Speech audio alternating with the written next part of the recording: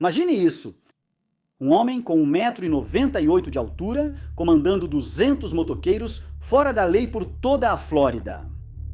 Seu telefone grampeado por agentes federais, gravando 2.990 conversas em apenas um mês. Meu telefone foi grampeado durante o tempo em que estive lá. E em um mês eles interceptaram. Foram mais de 2.990 conversas telefônicas. Um líder enfrentando 3 acusações de assassinato, sobrevivendo a 3 julgamentos e saindo livre, absolvido. Mas isso é só a superfície da história de Jim Nolan. Da fundação do Iron Cross Motorcycle Club até se tornar o patriarca dos Outlaws na Flórida. De orquestrar a fusão de 4 grandes motoclubes a encarar 59 anos atrás das grades, os números contam uma história de poder que poucos podem imaginar. Mas o dado mais impressionante? 0 infrações durante 35 anos, 3 meses e 11 dias na prisão federal. Passei 35 anos, 3 meses e 11 dias na prisão. Entre cadeias e prisões, sem interrupção. O que transforma um homem de um criminoso barra pesada em um compositor de música gospel. A primeira música que escrevi também foi na cadeia do condado de Pima. Fui levado de volta à oração na escola. Que escrevi em 15 minutos enquanto esperava Jimmy Swaggart aparecer na TV. Como alguém que controlava um império que ia da Gold Coast até o Panhandle se torna diretor de evangelismo em uma igreja de motociclistas. Não é só uma história de redenção, mas uma jornada por 4 décadas da história dos motoclubes. 15 negativas, da Conselho de Liberdade Condicional, luta contra câncer de pâncreas aos 75 anos e uma transformação inexplicável. Eu fui diagnosticado com câncer de pâncreas. Eu tinha 75 anos de idade. Bem-vindo à história de Big Jim Nolan, ex-líder dos Outlaws, cristão nascido de novo e prova viva de que ninguém está além da redenção. Jim Nolan nasceu em 1943. Sua infância foi tudo, menos comum, com 5 irmãos servindo na Segunda Guerra Mundial, 2 na Marinha e 3 no Exército.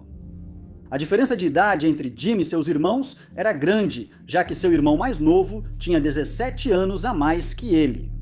Eu tinha 5 irmãos e isso era uma loucura. 5 irmãos e 2 irmãs, mas meu irmão mais novo era 17 anos mais velho do que eu. Então eu tive uma criação e tanto. Eu tinha, 6 pais e 3 mães.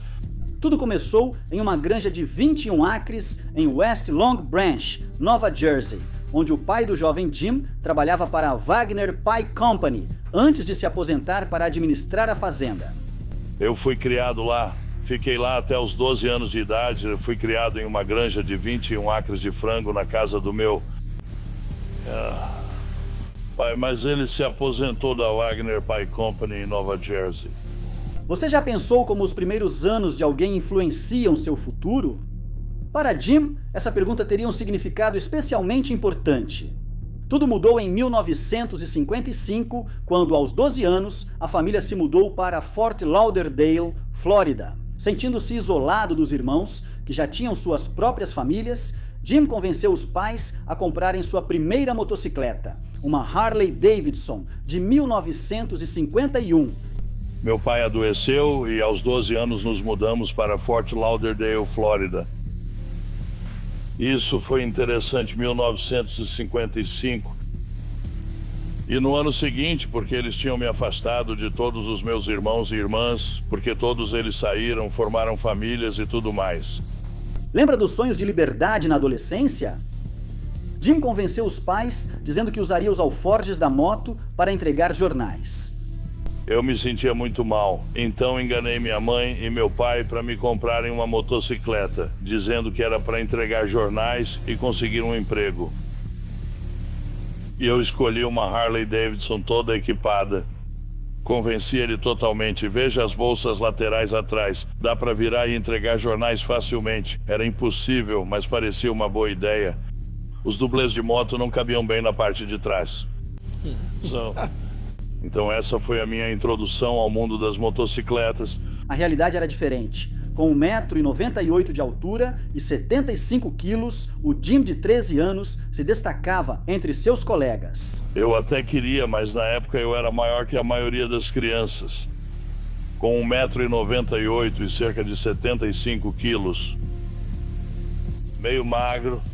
Na Flórida, naquela época, qualquer um podia andar de moto aos 14 anos com uma carteira restrita. Naquela época você podia andar com qualquer tipo de moto ou lambreta ou qualquer coisa na Flórida com uma carteira restrita. Ele conseguiu isso aos 14 anos. A polícia local, ao ver seu tamanho, quase nunca questionava sua idade. O pai dele trabalhava como barman no Travelers Lounge na esquina da Sunrise Boulevard, com a A1A, enquanto a mãe dele ocupava um cargo de prestígio na Bennett Interiors. Ela se tornou a presidente fundadora da Associação Americana de Mulheres de Negócios do Condado de Broward. Mas a tragédia aconteceu em 1960, quando o pai de Jim foi diagnosticado com câncer. Os médicos lhe deram 6 meses de vida. Ele lutou por 18 meses. E então meu pai ficou doente e... ele morreu de câncer. Disseram que viveria 6 meses, mas faleceu após 18 meses. Nesse período, o jovem Jim já desenvolvia sua identidade no mundo das motocicletas. Estavam sendo lançadas as bases para aquele que se tornaria uma figura lendária na história dos motoclubes. Eu praticamente tinha uma motocicleta o tempo todo, até agora. Sempre gostei de motos. Esses anos formativos, da fazenda em Nova Jersey às ruas da Flórida, moldariam o caminho de Jim de maneiras que ninguém poderia ter previsto. A motocicleta que era para ser usada na entrega de jornais. Isso foi só o começo de uma história muito maior. Você gostaria de saber o que aconteceu depois? Bem, os anos 1960 trariam mudanças que iriam transformar não só a vida de Jim, mas todo o cenário dos motoclubes na Flórida. O início dos anos 1960 marcou a ascensão de Jim em West Palm Beach. Durante um período de rebeldia, ele tomou uma decisão que transformou para sempre a cultura das motocicletas na Flórida. Sabe o que ocorre quando liderança e oportunidade se encontram? O motoclube Iron Cross ganhou vida sob a liderança de Jim. Não era apenas mais um clube, era diferente. Com sua altura imponente e presença carismática, Jim conquistava respeito naturalmente. O Sun Sentinel mais tarde o descreveria como um líder inteligente, com longos cabelos castanhos ondulados e uma barba cheia. Tudo mudou na primavera de 1967. Os Outlaws de Chicago enviaram Donald Duck Tanner para a Flórida com uma missão específica: estabelecer um capítulo no estado ensolarado. O que veio a seguir foi uma verdadeira lição de alianças estratégicas que mudaria a história dos clubes de motociclistas no Sul. Jim viu uma oportunidade. Trabalhando com Tanner, ele orquestrou uma fusão gigantesca. Iron Cross, os Cass, os Half-Breeds e os Outcasts se uniram sob uma única bandeira. Nolan iniciou uma associação com Tanner e o ajudou a unir várias gangues de motoqueiros da Flórida, incluindo Iron Cross, os Cossacks, os Half-Breeds e os Outcasts, para formar o capítulo dos Outlaws do sul da Flórida. Você entende essa importância de unificar grupos tão diversos assim? Foi algo sem precedentes. A histórica cerimônia de patchover aconteceu no Kitty's Saloon, um bar de beira de estrada na State Road A1A em Juno Beach, em julho de 1967. Imagine isso, uma dúzia de cabanas atrás do saloon, alugadas da proprietária Bertha Kitty Randall, se tornou a primeira sede oficial deles. O capítulo do sul da Flórida dos Outlaws nasceu. Jim inicialmente serviu como vice-presidente, enquanto Tanner assumiu o papel de presidente. Nós nos unimos a Chicago e nos tornamos os Outlaws da Flórida. Eu me tornei presidente desse clube e pelas próximas 2 décadas eu fui o chefe. O clube logo chamou a atenção. Algumas desejadas, outras não.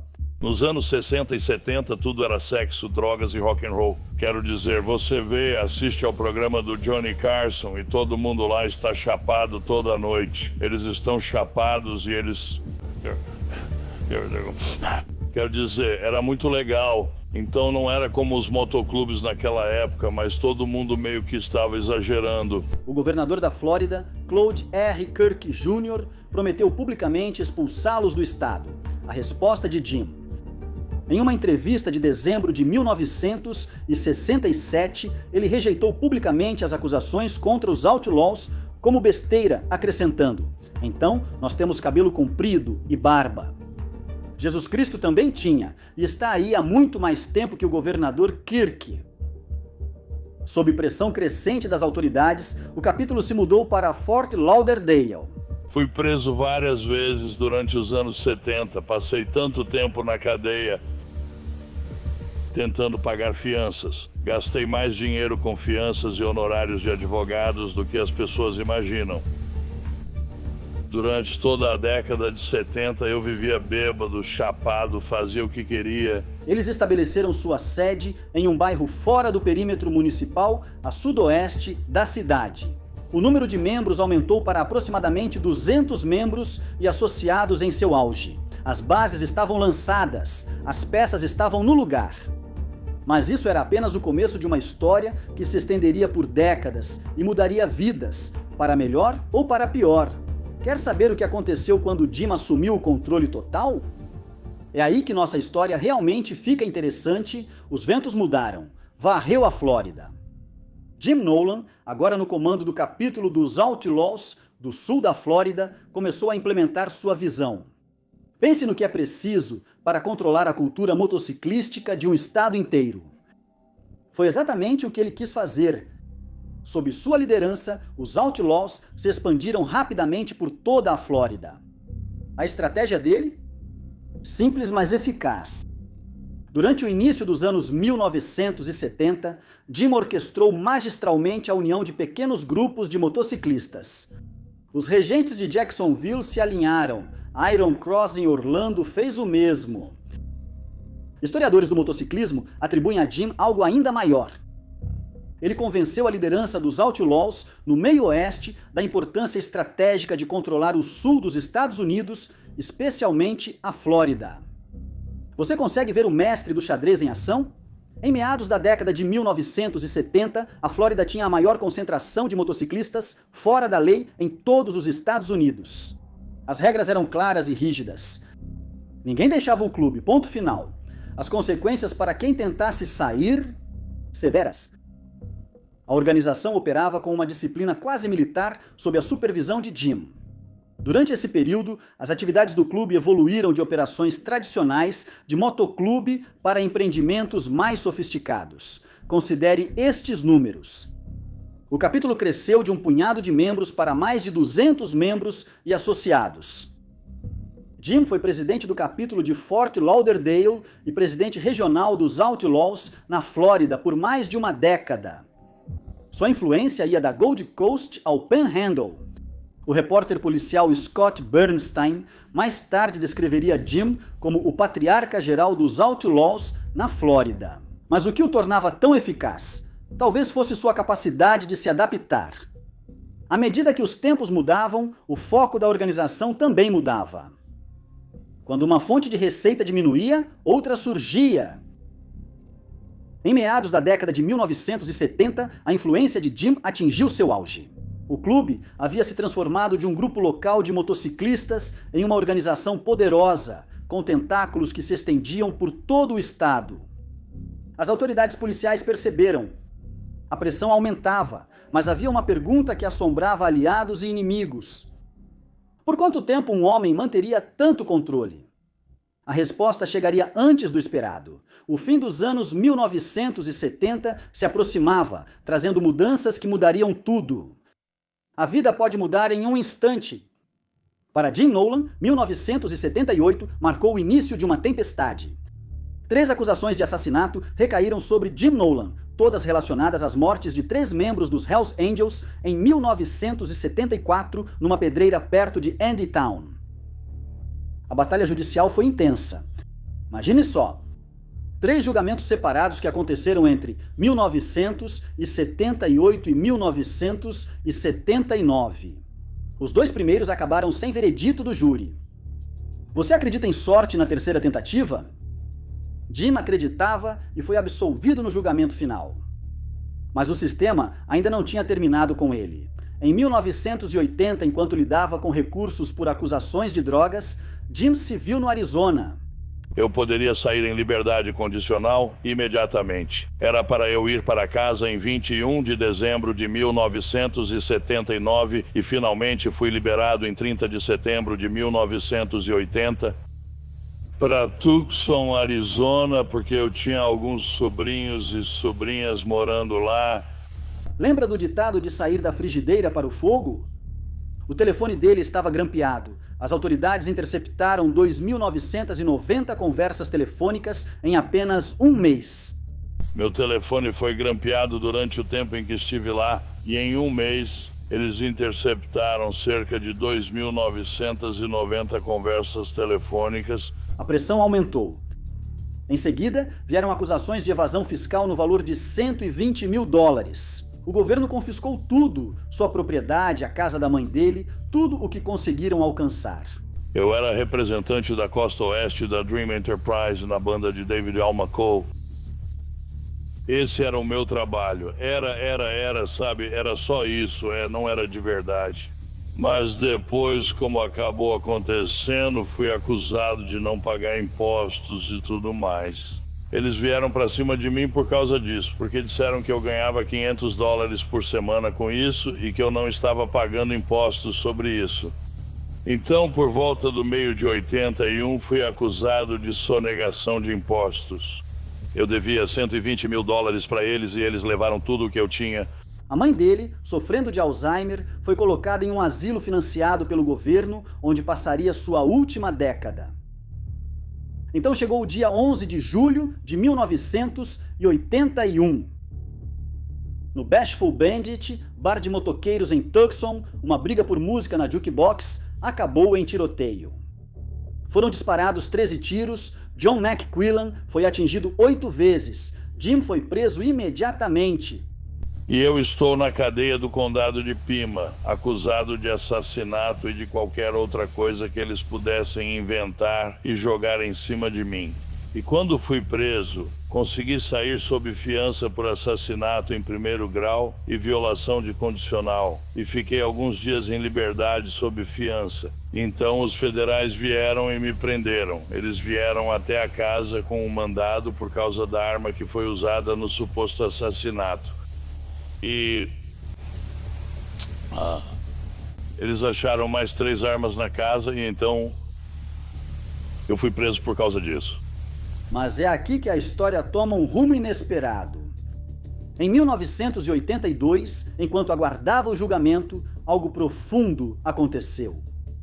Em uma cela de prisão em Flagstaff, Jim Nolan, o temido líder do clube de motociclistas, encontrou Jesus Cristo. Quando aceitei o Senhor, na manhã seguinte entrei na sala do tribunal e disse aos meus advogados que tinha acabado de aceitar Jesus.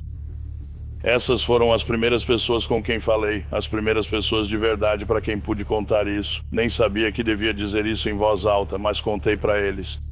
A transformação foi dramática. Estou sentado na cela da prisão, lendo a Bíblia e de repente eu senti como se as coisas estivessem realmente piores. As pessoas me disseram assim, olha, leia o livro de Paulo. E como depois descobri que Paulo não tinha um livro, então li Mateus, Marcos, Lucas e João. Li todos esses 4 lá em cima. Agora estou relendo Lucas. E de repente algo veio sobre mim. Eu não sei o que foi, mas veio sobre mim. E eu comecei a soluçar e chorar. Eu já era bem velho, eu diria depois. Fiquei realmente feliz que isso aconteceu quando eu estava sozinho. Eu não tinha um monte de gente ao meu redor. E na cela em que eu estava tinha uma daquelas pequenas bíblias dos Gideões que eles distribuem, aquelas pequenas que têm o Novo Testamento. Eu me lembro que a oração do pecador estava na última página. E eu me lembrei disso, então fui lá e fiz a oração do pecador que estava no final. E se você for real, Deus, se tudo isso for real e todas essas outras coisas, era como tirar um peso de 7 quilos das costas. Quero dizer, eu simplesmente fiz assim.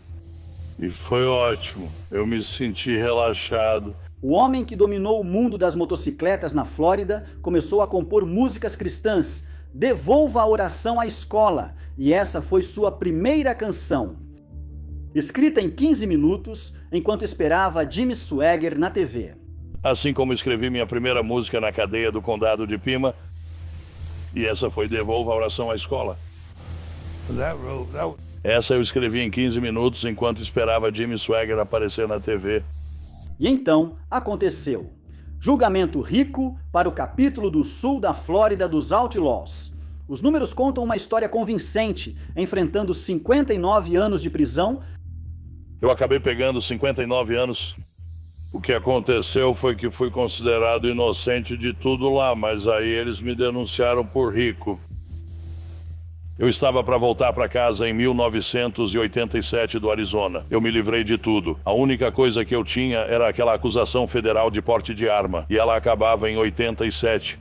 Bem, em 1986 o governo me acusou, junto com mais 15 ou 16 pessoas, de rico. Isso ocorreu no condado de Barrow, Flórida. O capítulo sul da Flórida dos Outlaws foi acusado de rico. Durante toda a sua prisão, ele nunca passou um único dia em isolamento. Sua esposa nunca perdeu uma visita, apesar das transferências dele entre as unidades de Terre Haute, Allenwood, Miami e Coleman. O que faz um homem mudar tão completamente? Foi intervenção divina ou só instinto de sobrevivência? A resposta pode estar no que ocorreu depois, quando a história de Jim Nolan entrou em seu capítulo final. Preparado para saber como essa jornada termina? O capítulo final nos espera. A mudança chegou silenciosa. No sistema prisional federal, Jim Nolan começou a seguir um caminho diferente. Diferente das conversões comuns na prisão, a transformação dele foi profunda. Já se perguntou como é uma mudança genuína? O histórico dele na prisão é notável. Nenhuma infração grave em mais de 3 décadas. Um ministério bíblico floresceu sob sua orientação. Ele tocava música nos cultos, adaptando House of the Rising Sun para Amazing Grace. Eu toquei House of the Rising Sun, mas usei as palavras de Amazing Grace. Sabe, pequenas coisas assim. Só... Isso começou, sabe, lá atrás no sistema federal. O mesmo carisma que um dia o levou a liderar um clube de motociclistas, agora atraía pessoas ao culto. Audiências de liberdade condicional viraram rotina. De 1997 a 2012, Jim compareceu repetidamente diante da junta. Apesar do comportamento exemplar e do apoio da equipe da prisão, incluindo o tenente e os capelães, a liberdade continuava fora de alcance. Fui a conselho de liberdade condicional pela primeira vez em 97. Porque eu precisava cumprir 15 anos da sentença, então cheguei lá em 1997. Foi isso que me permitiram. A resposta da Comissão de Liberdade Condicional? Continuar até o fim da pena. 2037. Negaram a liberdade condicional e recomendaram que eu continuasse cumprindo a pena, que vai até 2037. Tudo mudou em outubro de 2015. Mas eu fui libertado do confinamento físico da prisão de Coleman, sabe, em 22 de outubro de 2015. Eu saí da prisão em 2016. Depois de 35 anos atrás das grades, Jim saiu em liberdade. Eu fiquei 35 anos, 3 meses e 11 dias na prisão, em cadeias e prisões, sem pausa. Primeira parada dele? Casa de reintegração em Daytona Beach. 6 meses de prisão domiciliar, seguidos de 5 anos de liberdade supervisionada. Fui liberado em 2015 para a casa de reintegração e eu fiquei 6 meses na casa de reintegração e depois tive 6 meses de prisão domiciliar. E isso foi aqui em Daytona. Então fui liberado da prisão de fato, mas ainda estava sob custódia do Departamento de Prisões no primeiro ano. Depois cumpri 5 anos de liberdade condicional. 5 anos em liberdade condicional. E isso totalizou 21 anos. Aqui está a reviravolta mais dramática. Em 2019, aos 75 anos, Jim enfrentou um câncer de pâncreas. Os médicos descobriram cedo. Outro milagre em uma vida cada vez mais definida por eles. Eu fui diagnosticado com câncer de pâncreas. Eu tinha 75 anos.